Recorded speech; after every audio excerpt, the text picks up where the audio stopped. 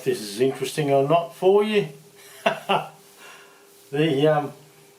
This is a Carby body of an International Harvester F14, and you can buy a carb kit for them, and you can buy a new butterfly shaft, but this housing is worn to the extent where it just slops around. So what I've decided to do, this block of aluminium there, it's alloy that comes from an aircraft factory where they were building them little Jabiru planes, and on the back of it there's a heap of different threads and things like that, and when I do the Fergie carbies, well, I bolt them to this plate and then I can hold it in the vise or clamp it on the mill bed, and I can hold it so I can bore, do this very job. It's only a block that I use for carbs, carburetors of some kind. So to work out where the centre is so I can bore down through the housing, I need to find the centre, and normally this side here, the top side, gets worn because that's where the governor pushes on the shaft, and the other side here is not worn quite as much. So sometimes you can get away with just bushing one side though. But to make this fit, I've got it bolted. I do a couple of through threads, and look, they're just metric bolts, 8mm bolts, and grub screws that I bring through. I'll be able to show you that shortly. But I've picked up one of the existing holes here, and I need to mark where I can put the other hole. So for the moment we've got to do the setup. That's nice and free to turn. You can see there's no pressure there, I don't believe. I've got I'm just trying to make sure we're all good.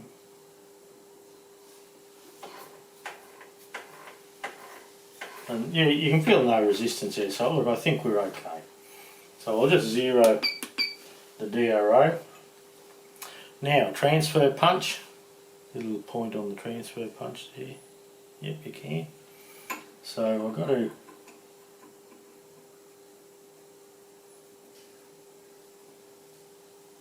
I've crammed all this in too. I took the time to do that.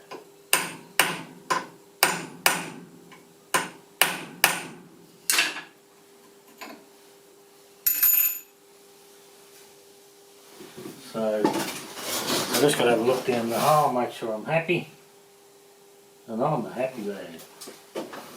Okay, so if we pull this shaft out,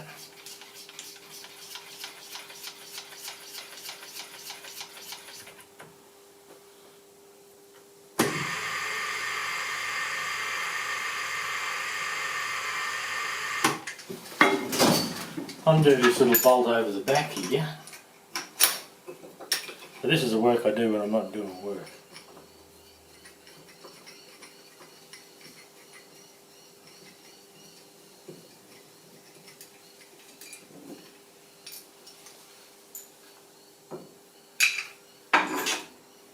And there's our witness mark, just there.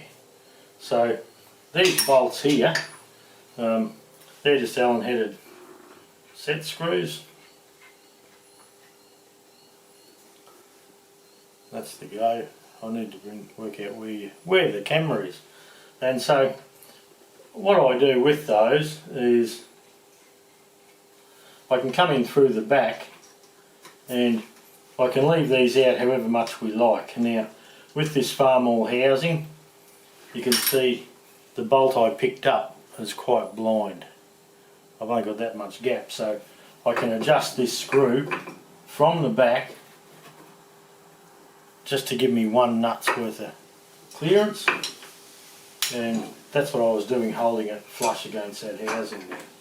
So I need to take this out of the vise now, set it up, drill this hole, cap it M8, I can't remember what thread it was, and that way when I bring the plate back in, set it up on the parallels like I've got it there, I can put a drill and then a ream into the chuck here and I'll come out a little bit, into the chuck here, and I should be able to go straight down through the housing. That's the housing there. Straight down through that hole, through to where this Welsh plug is on the other side, and re-bush it. So that's the plan at the moment. So I'll drill this and tap it and get all that sorted out, and we'll come back. Okay, I turned the plate around because I found this tool I haven't used in ages, and I thought, oh, it'd be nice to use that. So, it's 8 by 1.25 the thread in the plate here for the through bolts. So 6.8mm drill is the correct one. I don't have a 6.8, but 17/64 is the closest I have, so that's going to do the job. So I might just lock this spindle, lock the head here from slopping around.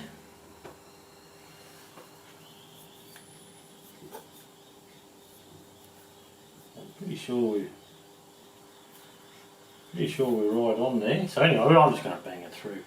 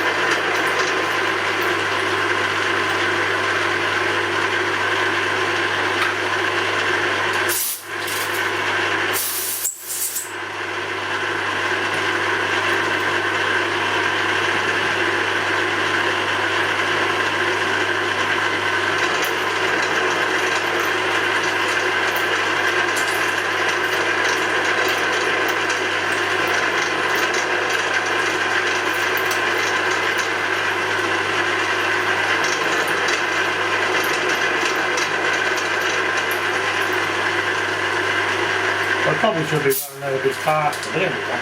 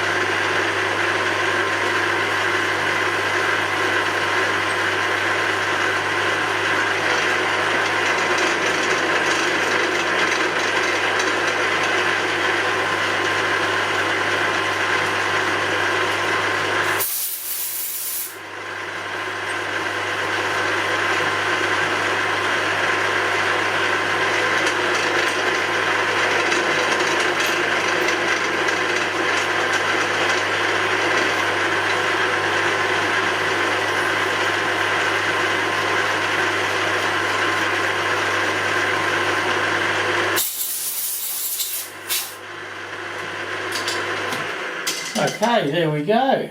There's the hole. Now if I get this mill up out of the way.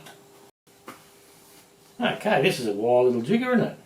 So many moons ago, I got this off Hare and Forbes, many moons ago, come tax time, I was trying to order stuff through Hare and Forbes, and oh, we had a battle with it, and anyway, I had a whinge about it, and on my YouTube channel, and someone shared it to Hare and Forbes, and it had cost me over $200 because they missed me, they missed the tax time that I could have saved the money with, and I was a bit pissed off about it. But anyway, next thing I get a call from the manager down there, and he said, look, go and pick something out of the catalogue for $200 or 215, whatever it was at the time. I'm not 100% sure of the figure.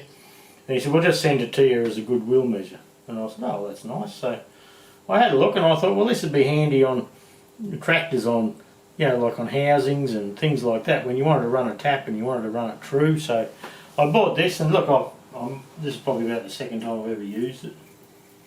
So let's just do it this way so I can have a play with my toy, really.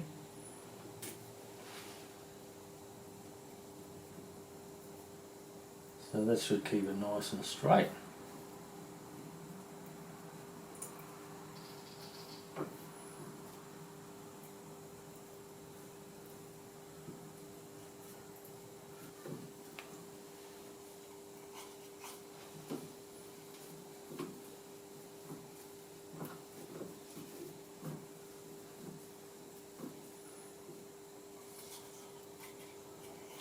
That's it.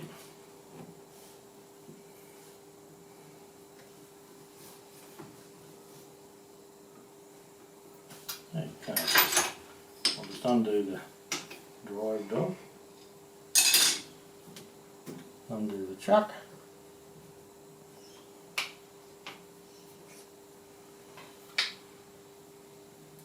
and that should give me enough meat. Put that over there. Out of the way. What wrong one, dickhead?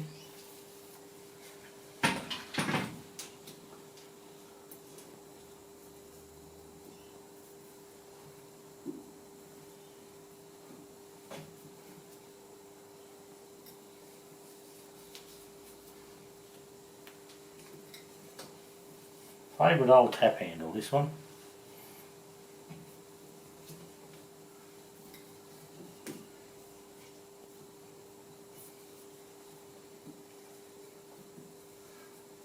Feels like it's right through.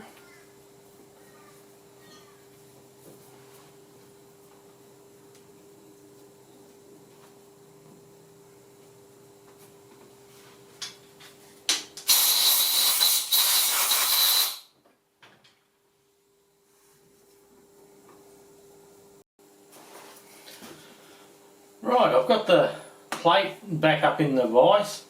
It's sitting all nice and true. And I've got the bolts here loose, so we've brought the spindle down again in through the holes, and I've left the spindle loose so we can find a nice happy spot for that. And so I can nip up that bolt or the nut, and I've put an Allen head bolt here, so I'll just take him up and down a few times, make sure it's nice and free. Put the mill into neutral and the other neutral. And that's easy to turn, so it's not binding or anything, I don't believe. The light's not real good, is it? But that's all we got up this end, really. Coming from the other end, it's a bit of a pain in the arse to get around everything. So I'll just nip this little nut up once more.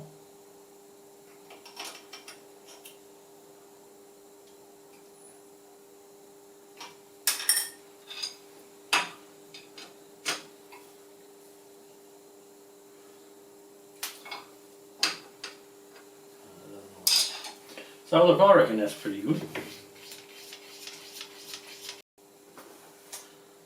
Okay, we're all set up again. Now I've got a 3/8 end mill in there, so I know that won't have any flex. I've kept it where it was. I'll just pop a bit of oil around him. and we'll just run that down a bit.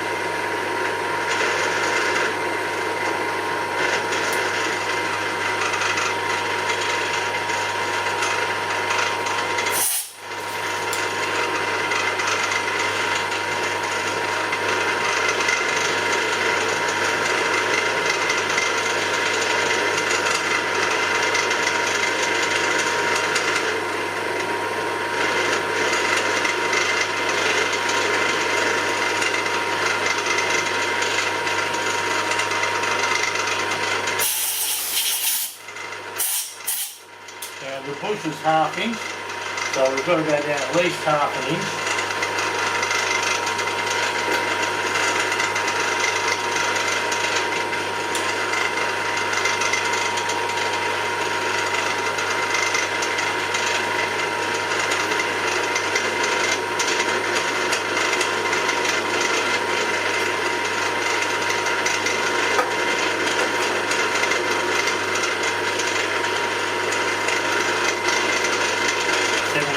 There.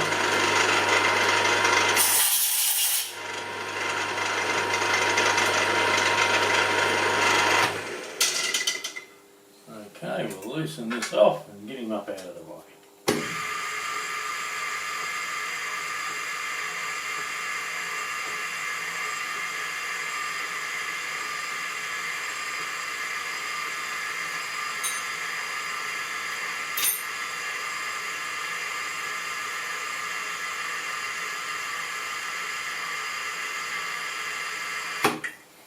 Right, I'll get your hand held for a second.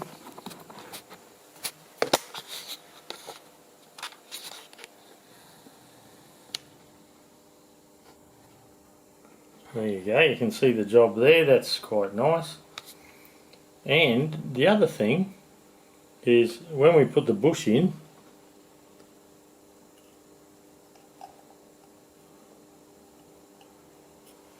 it pushes in. I thought it may be a little tighter than that, so I think I will Loctite it in just to be sure. But look, I think it's okay.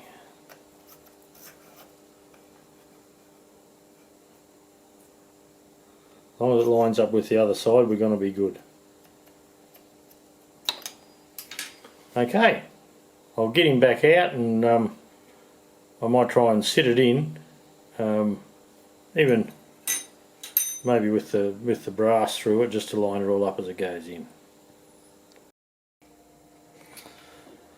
Okay, I don't know what I did, but the camera buggered up on me. I can't have pressed the button properly or something like that, I don't know. I thought I was recording, chatting away to you there, I'm bloody talking to myself. So look, I'll show you roughly what I did. Now, after getting the hole bored out, I put this piece of brass that I'd lined everything up with, I put that down the hole as far as it could go, and I engaged the hole down the bottom there. And then I brought the bush down, slid the bush over the top with a drop of retaining compound on it, and then I brought the washer down, nice flat washer. Then I just brought a little 3/8 drive socket down and just tapped the socket around, and that's how the bush went in. So look, it feels lovely now. If I can get that out. Oh shit. So that's what the bush looks like. Now this is the main shaft. Now the screw here, there's a little thread there, that's your speed screw, and this shaft just goes in there, and the screw comes and rubs on it, pushes on it to give you your low idle. So that butterfly shaft, look, there's no discernible, oh look, there might be a little bit, but you can't feel it really. When we look down the bottom end there, I've got to get the butterfly in there now and do all that up. But yeah, look, there's no movement. That'll make a nice running tractor, I hope. But there's a lot of work in this carb here. It was a real basket case. So that's that bit done. Now what I have to do is make some choke shafts. You can't buy them, so I need to make that next. Okay, there's the main body. I've got a light back over here now, so I'm hopefully got a bit more light on the subject. And that's the shaft. Too many bloody shadows, Lance. Here we go. So that's the shaft in there. I've Loctited the screws in there so they can't come out. So that's your main throttle body. So that should be pretty good. You can see down through the venturi and all there. So now I've got that done, I'll give it another bath, oil that up nicely. So another rainy day in the shed, so I mean, I can film in the little workshop here but not the other.